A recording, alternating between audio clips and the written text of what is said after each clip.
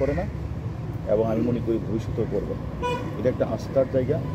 মানুষ যখন কোনো বিপদে পড়ে আমাদের কাছে আসে, কেউ যেন সিকিউরিটিহীনতায় ভুগে আমাদের কাছে আসে বা আমরা নিয়ে আসি, আমরা তাদের সিকিউরিটি দেওয়ার জন্য মূলত কাজটা করি। ভাই একটু বলবেন যে পরিবার ভেতরে আছে, পরিবারের হেফাজতে আসলে তাদের দিয়ে দিবেন নাকি ওরা এখানে থাকবে? আর সেকেন্ড হচ্ছে, কালকে পরিবার এসেছিল দেখা করতে দেননি, তাহলে যদি আপনাদের হেফাজতে থাকে তাহলে কি গতকাল রাতেও পরিবারের লোকজন এসেছে, দেখা করেছে। আজকেও তারা পরিবারের লোকজন দেখা করেছে এবং আমাদের কাছে সন্তুষ্টি প্রকাশ করেছে এবং তারা যে ভালো হয়েছে সেই জন্য তারা আমাদেরকে ধন্যবাদ দিয়েছেন। আমরা মনে করি, যেহেতু আপনারা জানেন এই কোঠাবিরোধী আন্দোলনটা এই কোমলমতি শিক্ষার্থীরা করেছিল, তাদের ভিতরে ঢুকে একটি গোষ্ঠী জামাত বিএনপি চক্র, তারা গোলাপানিতে মাছ শিকার করার জন্য তারা বিভিন্ন ধরনের ধ্বংসাত্মমূলক কাজটি করেছে। আপনারা জানেন, তারা আমাদের পুলিশ সদস্যকে ঝুলিয়ে হত্যা করেছে, তারা সাধারণ মানুষকে তারা হত্যা করেছে, তারা বিভিন্ন রাষ্ট্রীয় স্থাপনাগুলিতে আগুন লাগিয়েছে।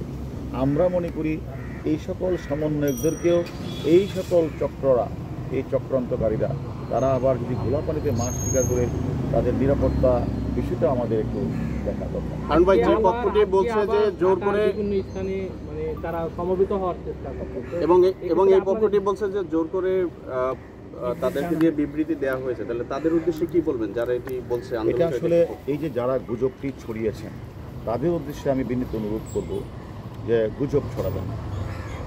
টিভি একটি আস্থার জায়গা, সেখানে কাউকে জোর করে সেখানে রাখা হয় না, কারো উপরে কোনো অন্যায় অত্যাচার করা হয় না, জোর করে কোনো বিবৃতি নেওয়া হয় না। আমি মনে করি তারা রিয়েলাইজ করেছে যে তারা আমাদের কাছে লিখিতভাবে বলেছে যে সরকার তাদের যে দাবি পুরাটাই সরকার মেনে নিয়েছে এবং সেই কারণেই তারা তাদের যে আন্দোলন তারা প্রত্যাহার করে নিয়েছে। হারুন ভাই আমাদের একটু সহযোগিতা করবেন, সেটা হচ্ছে যে আপনারা 2700-র বেশি আসামি বিএনপিতে, এগুলো নিয়ে মানুষের খুব বেশি কনসার্ন না, কিন্তু এই 6 জনকে নিয়ে অনেক বেশি কনসার্ন। তো কতদিন আর হেফাজতে রাখবেন সেই বিষয়টা একটু আমরা তাদের সাথে কথা বলছি, তার পরিবারের সাথেও কথা বলছি। আমরা মনে করি তারা শীঘ্রই তারা তাদের পরিবারের কাছে চলে যাবে যদি আমরা তাদের সিকিউরিটি বিষয়টা দেখছি। কারণ ভাই আরেকটা ব্যাপার হচ্ছে, আদালত একটু আগে একটা অবজারভেশন দিয়েছে যে আপনাদের কাছে যারা বিভিন্ন সহায়তা চাইতে আসে আইনি বিষয় অন্যান্য বিষয়, তাদেরকে আপনি স্বাভাবিকভাবে আগেও বলেছেন যে আপ্যায়ন করেন এটি অতিথি হিসেবে। তো আদালত কিছুক্ষণ আগে একটু অবজারভেশন দিয়েছে যে এটি আসলে আমরা এখনো পাইনি। এইগুলি আসলে বলেছেন কিনা এটা আমরা এখনো পাইনি। আর পাশাপাশি পুলিশ সন্দেহে একজনকে পিটিয়ে হত্যার বিষয়ে